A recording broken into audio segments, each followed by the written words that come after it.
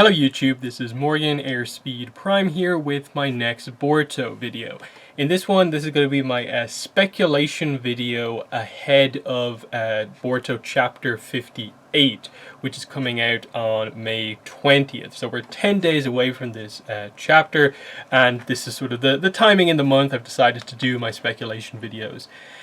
So let's quickly recap sort of chapter 57. It was a very focused chapter in that of the 40 pages or so, around 30 pages were focused on the big conversation introduction of Code meeting Ada. So that took up a large amount of the chapter to the point where Boruto and Kawaki both didn't actually appear in this chapter at all. Boruto was talked about, and like obviously we saw a sort of visual of him, but we didn't actually see him sort of in the present day story. And then the other scenes were basically just really quickly 5 Kage summit over Skype or whatever, and then Naruto talking to Amado. So it's actually a pretty easy chapter to reflect on, because most of the Code Ada stuff was just introducing us to the character of Ada. So she has two main powers.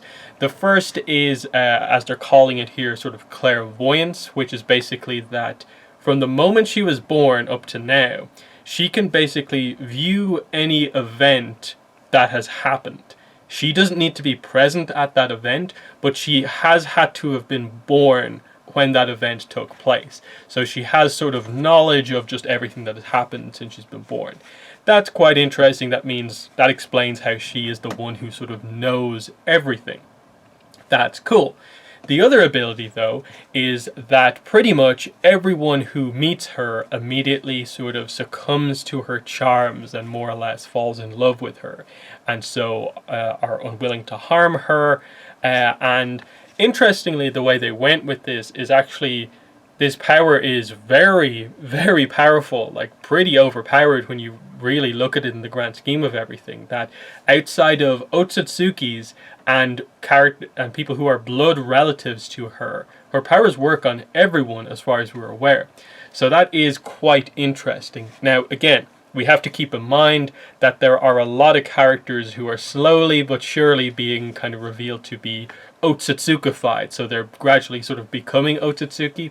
So more characters than you think will be immune in terms of the main cast, in terms of like obviously Kawaki, Boruto, as well as any Otsutsuki. And obviously the reason they said blood relative is there for a reason, and that leads into the whole tease of, again, in this chapter, Amado mentioned he had a daughter. So the real question is obviously Delta, Ada, who's the daughter? Are they both related to him? What's the situation there? Amado, as the chapters go on, he just becomes more and more of a fascinating character, to where when we finally get his backstory, that is going to be a major point in the story to explain where he has his super highly advanced tech from, just personally what happened to him, why he's so devoted to taking down Ishiki, why he was so devoted, and I suppose just now what he's actually up to right now, because in the Kage Summit they sort of teased the idea that some people are still suspicious of him, but there's a growing trust between the Leaf Village and Amado because he did help out quite heavily during the recent crisis. So that's a kind of interesting one with regards to what way they're going with it.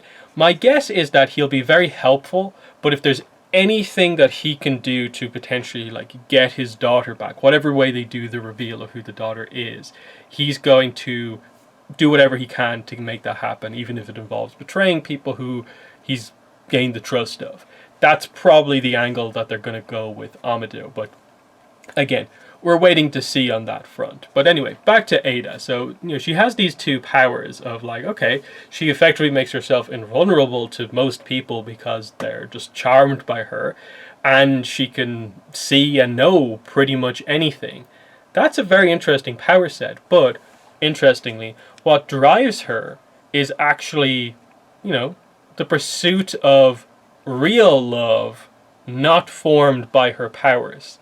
And she hates Amado for sort of giving her this ability, because it means she never knows with people if they actually like her or if it's forced because of that ability.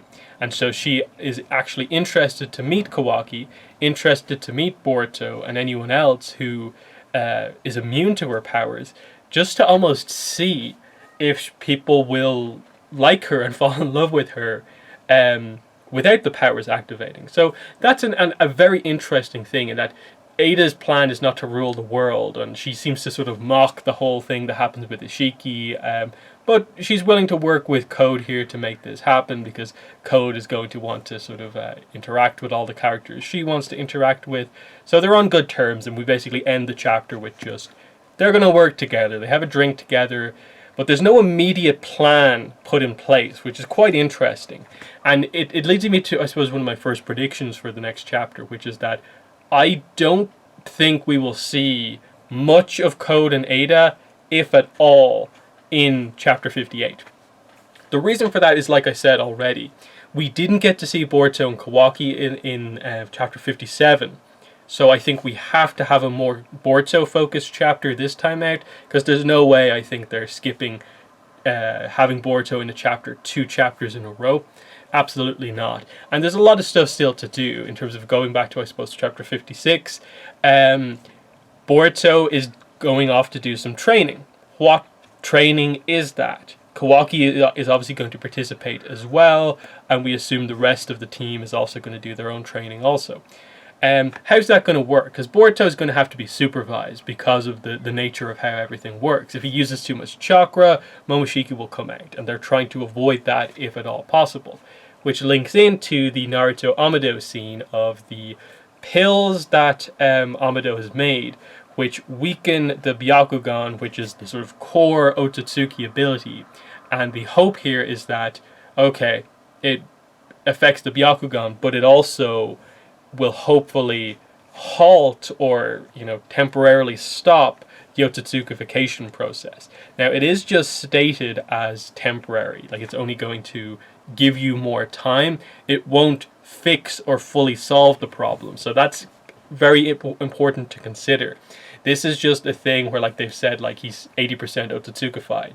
So that leaves them maybe like a month or two. These pills, if Boruto takes them, I guess, potentially extends that out the length of a time skip until we maybe get some major reveal with Boruto and whatever his powers are. I'm guessing that's why they've been brought up, which is why I assume the way the chapter might go is that we find out what Boruto is training on, so what skills, what jutsu he's working on, what Kawaki is working on, Sarada's working on, and then Naruto will approach Boruto and potentially ask Boruto, do you want to take these pills? This is what they do. They'll halt the process, but they could have side effects, and that death is a possibility. Blindness, I think he said, was kind of likely, because obviously it's a pill that the intent from the start is to affect an ocular jutsu, so that comes into play. Obviously with Boruto, the Jogan is the thing that everyone wants to know about. How is it affected by this? Because the Jogan is Otsutsuki sort of like related in that it seems to be like, I think it translates to like pure eye. So it's almost the perfect eye, like it's the better version of the Byakugan almost, or something like that the Otsutsukis wish they could have. So will it affect that, or will it be immune to that? Because initially I think we were all thinking that like the Jogan is going to be the get out of jail free card for Boruto being Otsutsukified, that power will keep Momoshiki from taking over. But they've really held back on using the Jogan like at all, to the point where like in the manga it almost feels like it's not a part of the manga, but it has to be there. So we're still waiting to see kind of all that stuff and how it happens. Now, how does this all work with the idea that like Kawaki suggested to Boruto that why don't you try and prepare your own vessel? Now, obviously the way that plot went was that Kawaki is suggesting Boruto prepare Code as his vessel, because Code, it works with Code. But I think it's pretty clear that we're not immediately preparing for Code's attack on the village. That was one thing the Code Ada conversation got across, which was that they know it is too dangerous to try and like take Amado out of the village, to kind of sneak in and kind of do what Ishiki was planning to do, more or less, and just go in there, get what he needs. Ishiki was powerful enough to do that. Because Code still has his limiters on, he's not quite powerful enough to be able to just dominate an entire village. So they have to prepare, get some plans in place before they can strike, which I think is the villain time skip setup arc of, we'll find some more cyborgs, I guess, because that was teased that there are more cyborgs than just Ada. So we'll get other opponents for our characters to fight, and potentially, other characters, like kind of grunt characters that can be taken out quite easily. He just needs people on his side to have a proper organization. So there's that. Also some sense of organization with regards to like, okay, the Ten Tails is obviously still in play. That's a plot point you can't forget about. What exactly is he going to do with that? I'm not sure, but it's something to consider. Beyond that, I think is where the chapter gets kind of tricky to predict. In that, like I said, if we are to see Ada and Code, I think it's going to be a sort of like, we'll see them a little bit at the start and a little bit at the end of the chapter, but that the core of the chapter is going to be focused on Boruto, with maybe Naruto introducing the pills to Boruto and some sort of decision Boruto is going to have to make. Now, we are still wondering, like, okay, time skip on the hero side of things, what way are we doing it? Is Boruto going to go off and train on his own? Is he going to go maybe off to one of the other villages to train?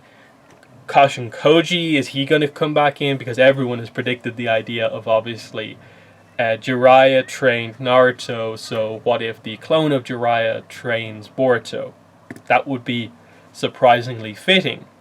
But we haven't seen Kashin Koji in a while. So, I wouldn't be surprised if maybe the cliffhanger ending to this chapter, or maybe the next one, might be some sort of a thing with Kashin Koji. Because it kind of feels like the way we're going, because let's not forget the placement of this chapter. This is going to be the 3rd out of 4 chapters in a volume. So we're not expecting this one to potentially have the big giant cliffhanger. If there's a big giant cliffhanger, it's going to be like a big moment. It's going to be chapter 59, the month after, because that will be a volume ender chapter, and then we'll be moving into a new volume for chapter 60. Just the fact that it is chapter 60, that to me seems like maybe this is when the time skip is going to happen. Because again, the time skip is a pretty big thing. They're going to want to promote it quite heavily. I wouldn't be surprised if they made like major news of like the character designs that we're going to see.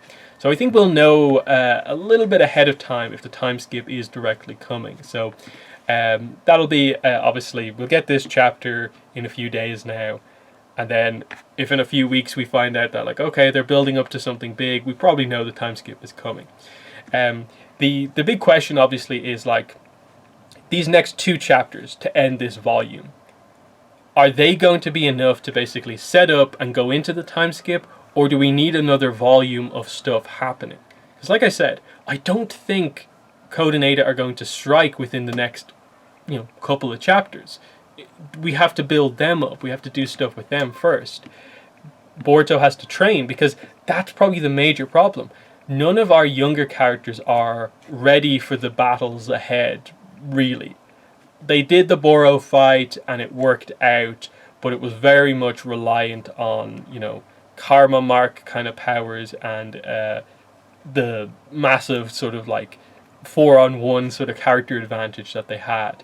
I don't think all the fights going forward are going to be like that. So I do think you do honestly have to have a major training arc for the characters, and time skip feels like the major training arc that you actually need.